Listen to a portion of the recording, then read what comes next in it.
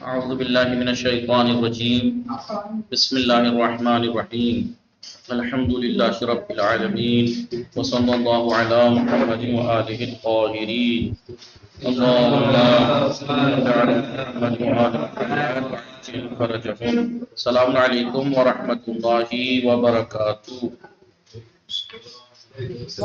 خیریت میں آپ سب لوگ؟ راغب رضی، قربان علی غلام علی شریف چراغ، زہرا ٹھیک ہے الحمدللہ۔ ہماری گفتگو چل رہی تھی کتاب قصہ ہائے قرآنی میں الحمدللہ، کس چیز کے بارے میں؟ اسرائیلیات کہتے کسے ہیں، اور یہ اسلام میں انٹر کہاں سے ہوئی ہیں، انٹر کہاں سے ہوئی ہیں، یہی تو چل رہا تھا جی۔ اس کا ہم نے یہ درس پورا پڑھا تھا۔ اسرائیلیات کسے کہتے ہیں؟ اسرائیلیات کہتے ہیں یہود و نصارہ کی وہ تمدن اور فرہنگ جو اسلام میں آ گیا ہے، ان کے خرافاتیں، جو تفسیر قرآن وغیرہ سے ریلیٹڈ جو واقعات ہیں جعلی، ان کا اسلامیات میں آ جانا۔ اسرائیلیات کو کس نے وجود بخشا؟ جی اسرائیل اور یہود اور نصارہ نے۔ لیکن کس نے یہاں پر وجود بخشا؟ ان لوگوں نے۔ اور یہ کس طریقے سے کہ انہوں نے اپنے جو بن گھڑت واقعات کے ذریعے سے تفسیر وفسیر کی، ان کے جو واقعات تھے اس کو ہمارے لوگوں نے قرآن کی تفسیر کرنے کے لیے اس کو دیکھا، اور اس طریقے سے وہ یہاں آ گئے۔ اب مسئلہ یہ ہے کہ اسلامی منابع اور ماخذ میں اسرائیلیات نے کیسے نفوذ کیا، اسلامی منابع میں یہ کیسے آ گیا؟ کئی وجہ بتائیں۔ ایک تو لوگوں کا، مسلمانوں کا ان کے ساتھ اٹھنا بیٹھنا، دوسرا ان کا قصہ گوئیوں کو اجازت دے دینا دربار میں، ان کے قصے سننا، تیسرا خود علماء نے جو قرآن میں کیونکہ قصے اجمالی طور پہ بیان ہوئے ہیں، اس کو تفسیر سے جاننے کے لیے، کیونکہ قرآن میں پرانے انبیاء اور امتوں کا سب کا ذکر ہے نا، لہذا ان یہود و نصارہ کی باتیں پڑھنی شروع کر دی۔ تو قرآنی قصوں اور اہل کتاب کے منقول قصوں میں کیا فرق ہے؟ جی قرآنی قصے سب کے سب سچ پر مبنی ہیں، اور معصوم انبیاء کی عصمت کا خیال ہے، کوئی ان کی عصمت کے خلاف بات نہیں۔ لیکن اہل کتاب جو منقول قصے ہیں وہ، آج ہم 14واں سبق پڑھنے جا رہے ہیں۔ اس میں یہ ہے کہ پیغمبر اسلام صلی اللہ علیہ وآلہ وسلم نے قرآن قصے کس سے حاصل کیے؟ مستشرقین اور قرآن قصے۔ مستشرقین کسے کہتے ہیں؟ وہ مغربی ادیب لوگ جو مشرقی زبانوں میں دلچسپی رکھتے تھے۔ مغرب کے یہاں کے ادیب لوگ مغربی علاقے کے جو مشرقی زبانوں میں دلچسپی رکھتے تھے اور تحقیق و تدقیق کرتے ہیں، یا وہ مغربی اسکالر جو علوم مشرقیہ کے ماہر ہوں، انہیں کہتے ہیں مستشرقین۔ اس میں جا کے دیکھ سکتے ہیں آپ کتاب، ٹھیک ہے۔ تو مستشرقین وہ مغربی علاقے کے ادیب جو مشرقی زبانوں میں دلچسپ رکھتے تھے۔ سمجھ میں آیا؟ جی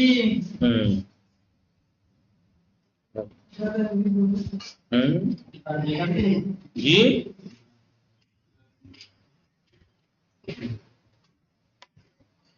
ابھی کہہ رہے ہیں مستشرقین اور قرآن قصے۔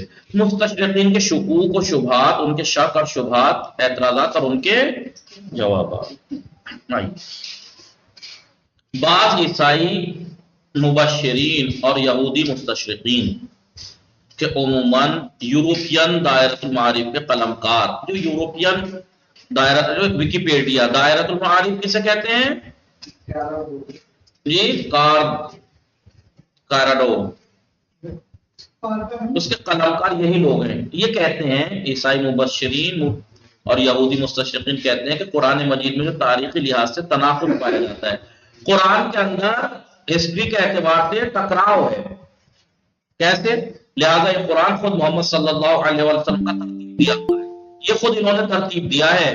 یہ کیونکہ زمانہ تاریخ جو ہے اس میں ٹکرا رہی ہے، تاریخ یہ تسنیم میں یہ کہہ رہے ہیں کہ پیغمبر اسلام نے قرآن قصے کس سے حاصل کیے؟ مستشرقین اور ان قرآن قصے۔ مستشرقین کہتے ہیں جو مشرق کے جو ادیب لوگ ہیں، جو مغربی زبانوں کے اور اس کے پسند کرتے ہیں اور اس میں تحقیق کرتے ہیں، انہیں کہتے ہیں مستشرقین۔ ان کا شک یہ ہے کہ عیسائی مبشرین ہیں، ان کا اعتراض، شکوک یعنی اعتراضات اور شبہات، اور یہودی جو مستشرقین ہیں کہ جو عموماً یورپین دائرۃ المعارف کہ قلمکار یہی لوگ ہیں، یہ کہتے ہیں کہ قرآن مجید میں ہسٹری کے حساب سے ٹکراؤ ہے، تناقض ہے، لہذا یہ قرآن محمد صلی اللہ علیہ وسلم نے خود نے ترتیب دیا ہے، یہ ان کا اعتراض ہے۔ ان کا کہنا ہے کہ محمد صلی اللہ علیہ وآلہ وسلم قرآنی خبروں کو قریش کے خدمت گزار جو غیر عرب غلاموں سے دریافت کرتے تھے۔ کیا کہتے تھے کہ محمد جو قرآنی خبریں سناتے ہیں یہ ان سے لیتے ہیں، کس سے؟ جو قریش کے عرب والوں کے جو خدمت خادم ہیں غیر عرب، جو غیر عرب میں بس گئے تھے، جیسے یہودی نصرانی پہلے سے بسے ہوئے تھے نہیں عرب میں، ان لوگوں کے بارے میں یہ ہے کہ نبی کے خبر ملی تھی انہیں، اپنی ان کے انتظار میں بھی آگے بسے تھے۔ جو غیر عرب لوگ جو عرب والوں کے خدمت گزار تھے، محمد صلی اللہ علیہ وآلہ وسلم نے پرانی خبریں ان سے لی ہیں، ان سے لیتے تھے، اور وہ غلام نبیوں اور رسولوں کی تاریخ سے مشہور باتوں کے علاوہ کچھ بھی نہیں جانتے تھے۔ اور وہ جو خادم تھے، غلام تھے، وہ نبیوں کے بارے میں اور رسولوں کی تاریخ سے جو مشہور باتیں ہیں بس وہی جانتے تھے، اس کے علاوہ کچھ، اس لیے کہ غلامی اور تنگدستی کی وجہ سے، اس لیے کہ کیونکہ وہ غلام تھے، تنگدستی تھی، غربت تھی، اس کی وجہ سے توریت، انجیل اور خبروں کی کتابوں تک ان کی رسائی ہی نہیں تھی، وہاں تک ان کی کوئی پہنچ ہی نہیں تھی، بس جتنا مشہور تھا بس اتنا ہی جانتے تھے وہ غلام لوگ۔ اب وہ عرب والوں کے افریقی، جیسے مثلا عرب میں افریقی غلام ہوتے تھے نہیں ہوتے تھے، عیسائی یہودی، تو یہ غلام سے کیونکہ بس وہ مشہور باتیں انبیاء اور رسولوں کے بارے میں جانتے تھے، توریت انجیل تک ان کا دسترس تھی نہیں، پہنچ تھی نہیں، تو محمد انہی سے یہ اپنے واقعات، یہ خبر جو پرانی خبریں ان سے لیتے تھے۔ چونکہ یہ کتابیں مالدار لوگوں کے پاس ہوا کرتی تھی، توریت انجیل اور جو خبریں، اور یہ تھے مثلاً غیر عرب غلام جو تھے، یہ غلام تھے، غریب تھے، اور پھر ان کی سنی سنائی باتیں بھی غلط بیانیوں پر اور تحریف کا شکار تھیں۔ یہی وجہ ہے کہ جو کچھ محمد صلی اللہ علیہ وآلہ وسلم نے ان غلاموں سے لیا، ان میں تناقض پایا جاتا ہے، ٹکراؤ پایا جاتا ہے، قرآن میں یہ ظاہر ہے۔ یہ ان کا یہ اعتراض ہے، کس کا؟ یہودیوں اور عیسائیوں کہ یہ قرآنی جو خبریں ہیں، جسے یہ قرآن کہہ رہے ہیں، یہ محمد نے خود نے بنایا ہے جی، کیونکہ اس میں ہسٹری کے اعتبار سے تناقض پایا جاتا ہے۔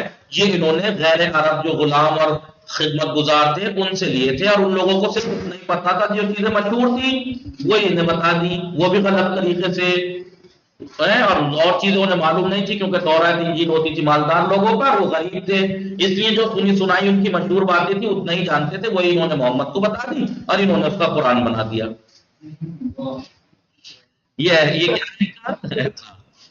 یہ ناروا باتیں، یہ نامناسب اور ناجائز باتیں عصر بعثت میں بھی شاید تھیں، ابھی نہیں، بعثت کے وقت بھی یہ باتیں عام تھیں، شاید تھی کہ یہ محمد، قرآن کوئی آسمانی کتاب نہیں ہے، محمد نے بنا لیا ایسے ہی۔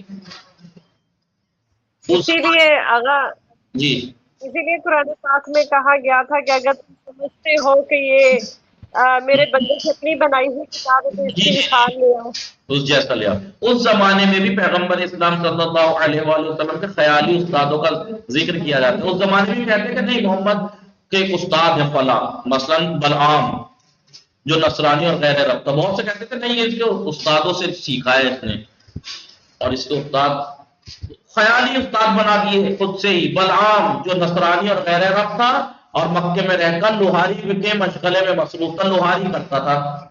اور نفیس، یا ایک استاد کا نام نفیس یا یعیش جو کہ مغیرہ کا غلام تھا اور پڑھنا جانتا تھا، یا عیاس جو یتب ابن عبد العزیٰ کا غلام، اور سب سے بڑھ کر ورقہ ابن نوفل، آپ نے سنا ہی ہوگا، ان کے بارے میں تو کچھ زیادہ ہی مشہور ہے، اور دیر بصرہ کا راہب بحیرہ۔ اس زمانے میں پیغمبر کا یہ کہ انہوں نے ان سے سیکھا، یہ اس کو استاد ہیں۔ ورقہ ابن نوفل کو تو آپ نے سنا ہوگا، جناب خدیجہ کا کیا تھا، یہ کچھ ایسے ہی تھا کہ جب جو انہوں نے کیسے گھر رکھا ہے کہ جب رسول اکرم پہ پہلی دفعہ وحی نازل ہوئی، آپ غار حرا میں مشغول تھے عبادت میں، کوئی آیت نازل، اقرا بسم ربک الذی خلق، محمد نعوذ باللہ گھبرا گئے، تب یوں ہو گیا اور وہ ہو گیا اور یوں ہو گیا، اور ڈرے گھر پہ آئے، حالت اتنی تھی کہ گرمی میں بھی کمبل لپیٹ لیا اور حالت خراب، کانپ رہے تھے، یہ ہو گیا وہ ہو گیا۔ پھر جناب خدیجہ نے پوچھا کیا ہوا، کہا ایسا ہوا کہ رک جاؤ میں بلاتی ہوں، میرے چچا ہیں ورقہ، ان کو بلایا، انہوں نے بتایا ہے محمد مبارک ہو تم نبی بن گئے ہو، یعنی نبی کو پتہ ہی نہیں تھا کہ نبی بن گیا، جی ورقہ ابن نوفل نے بتایا۔ تو یہ ایسی باتیں کری۔ جی اگر ویسے یہ ہم شروع سے ہی کتابوں میں یہی پڑھتے آ رہے ہیں، اہل سنت کی کتابوں میں ہم جو اپنی کورس کی کتابیں چیزیں پڑھتے آ رہے ہیں، کیا اس میں حقیقت ہے؟ نہیں نہیں، یہ سب بکواس باتیں ہیں. یعنی نبی کو نبی یہ نہ پتا ہو کہ میں نبی ہوں. اب وہ بھی جو پیدائش سے لے کے انتظامات جس کے ہوتے چلے آ رہے ہوں، جناب عبد المطلب نے کیا بتایا نہیں ہوگا کہ تم کون ہو؟ بچپن میں جس کے پیدا ہوتے ہی پتہ لگ گیا تھا، مہر نبوت تھی، سب کچھ تھا، اور انہیں پتہ ہی نہ لگے کہ میں نبی ہوں. ورقہ ابن نوفل وہ بھی عیسائی بتائے گا آگے.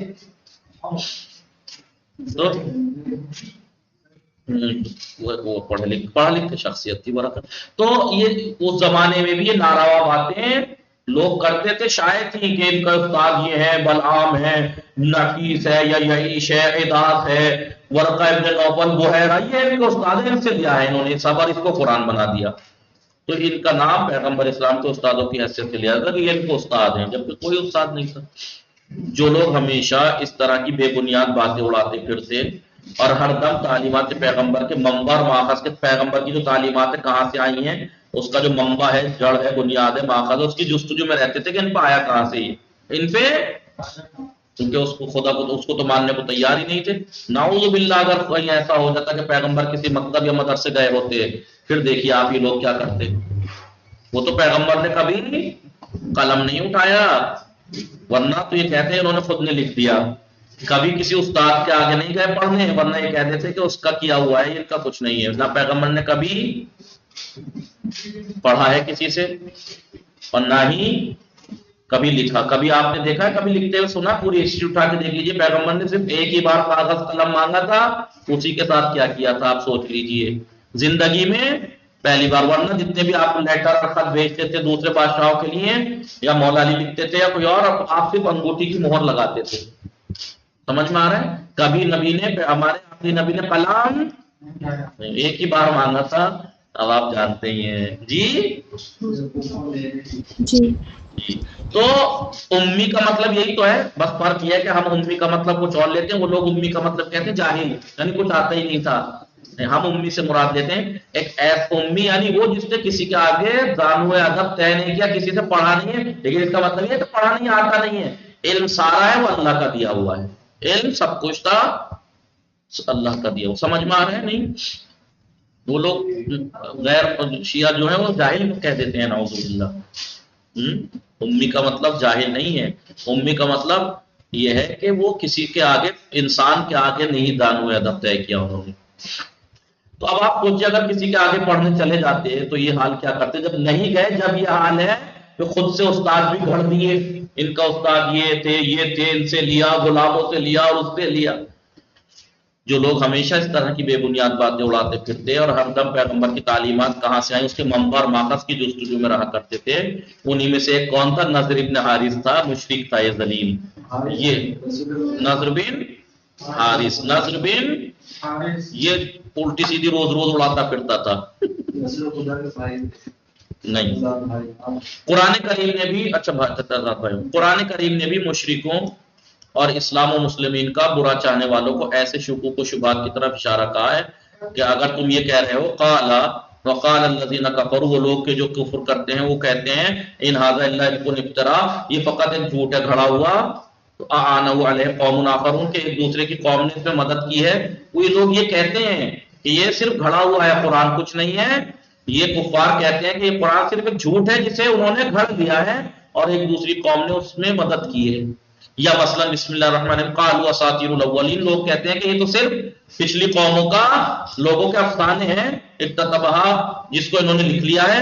تملا علیہ بکرۃ واصیلا، اور وہی صبح شام ایک دوسرے کو املا ہوتا رہتا ہے ان کے ہاں. یہ سب جھوٹ ہے. جی مستشرقین اور مشرکین نے یہ بے بنیاد بہتان الزام قرآنی، عقلی اور تاریخی دلیلوں کی روشنی میں بالکل غلط ہے. یہ قرآنی روشنی سے بھی یہ باتیں ان کی غلط ہیں، عقل سے بھی، اور تاریخی دلیلوں سے بھی یہ باتیں ان کی غلط ہیں. اب قرآن اس کا جواب دے گا لیکن ٹائم ہو گیا. وصلی اللہ علی محمد وآلہ الطاہرین. اللہم صلی علی محمد وآلہ محمد.